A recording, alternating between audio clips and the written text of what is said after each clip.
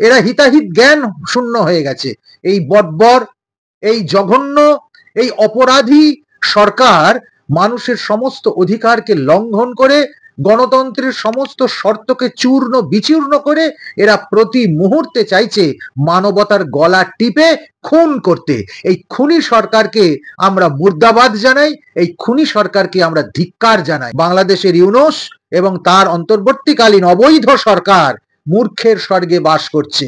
কোনোদিন সনাতনীদের দাবিয়ে রাখা যায়নি, সনাতনীদের দমিয়ে রাখা যাবে না।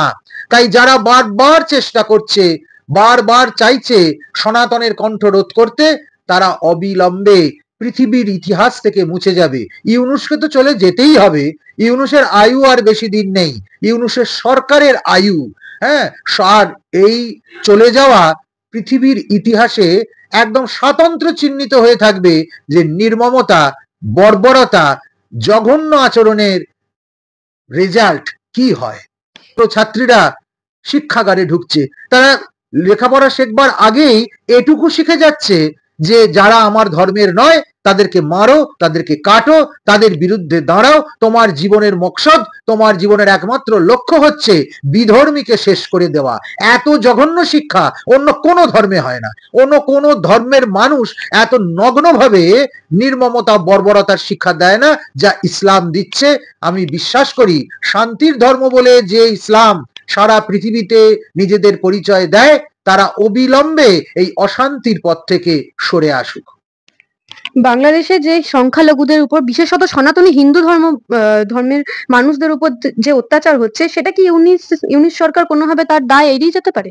কখনো দায় এড়িয়ে যেতে পারে না। মানে আজকেও আমরা দেখলাম তিনজন সন্ন্যাসী গ্রেফতার।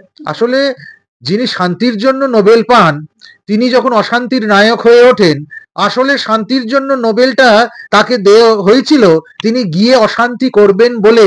তাকে অশান্তির জন্য, নির্মমতার জন্যই তৈরি করা হয়েছে। এটা তো গিফটেড নোবেল, ভিক্ষা দেওয়া নোবেল। এই ভিক্ষা দেওয়া নোবেল ইউনূসকে দিয়ে, ইউনূসের হাত দিয়ে অশান্তি তৈরি করা হয়েছে।